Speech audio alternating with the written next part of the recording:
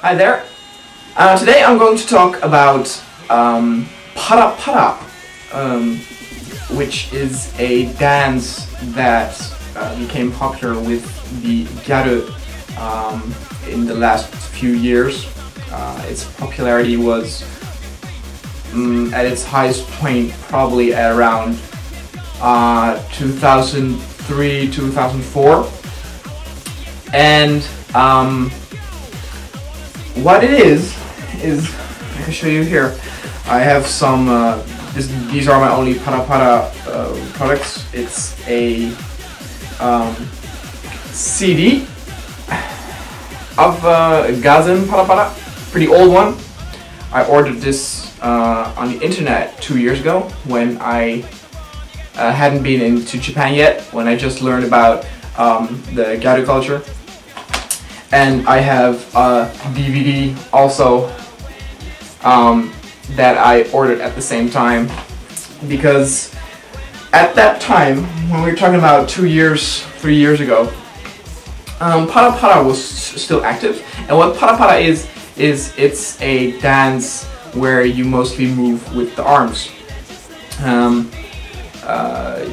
You wobble a bit with your legs, but like the moving action that comes from the arms, and it's an arm. It's centered around the arm movements, and it became very popular among the gyaru cultures. Mostly Gyaru and Yamamba actually liked it very much. And if you look at many of the things they would do in their spare time was practice para para, and not even for fun, but even for competing in competitions, and for prize money and such. And the kind of music para para is danced on is Eurobeat, and so this CD that I showed you is full of Eurobeat songs. And I like Eurobeat very much. As I said in a video before, I like rave and techno very much, and on some CDs they also have some rave and some techno songs. I do have to say that some Eurobeats are a little bit too much for me. Like the CD I showed you, I probably like about 50, maybe 60%, and 40%. It's a little bit too. I don't know, maybe a little bit too happy for me. And the thing is that now it isn't that popular anymore. I even when you go to Japan and you ask someone at a retail store if they in a CD store if they have para para CDs, chances are high that they will say no, because they aren't made anymore. And I thought this was weird first, because when you go to Japan now into a CD store, you still have a lot of CDs for trance, rave, and Eurobeat. So I thought, what?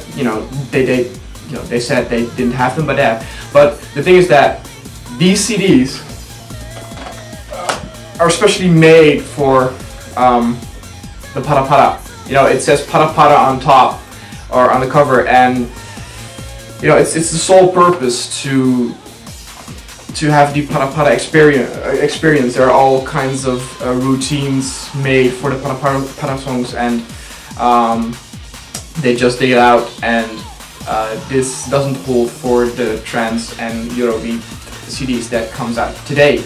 Even though maybe, but I'm not quite sure, that some para para fanatics, because of course there still are some who are loyal to the para para scene, maybe make up their own stuff and post it on YouTube. Actually, if you're interested in para para, you could find many routines here on YouTube and other stuff on the internet. One last thing I want to say about para para is that here in the West, actually, well, I don't know how this holds for other countries, like, but for us in Holland, many of my friends at the university, and I have to say female friends, do para para and find it very fun, and I want to learn it. I like para para, but I don't do it. I cannot do it. Or well, actually, I didn't try, but I don't know. Maybe I can do it, but I didn't try. But I don't feel the need to try it. I like watching it. In some weird way, it's kind of cute. Don't know why, because they only go like this. It's pretty gay. There's a guy who does it, actually. Oh, which actually is why they invented tech para, which is a little bit harder on the music itself and a little bit harder on the dance moves, like girls do all things like this and stuff like that, and boys do a little bit. I don't know. I will post a video where a guy does tech para. And here in the West, it seems that even though in Japan now para para isn't very popular anymore, that it still has a major popularity here. There are even para para events hold here. I don't know how this is in the US. I know that there are para para events there also, but I think it's kind of fun that, you know, that people always say that the West always has like a delay in the things that are popular in Japan, and this really, you know, is the case.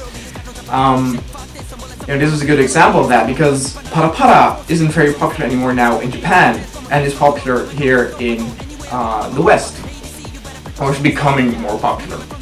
I do have to say that in the clubs that I went out in Shibuya, they still played para para songs like around the hour, like 1, and they would actually have like dancers on tables doing para para, and everybody loved it.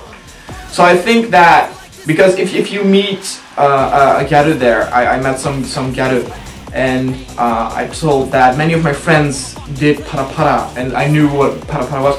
They actually seemed very happy.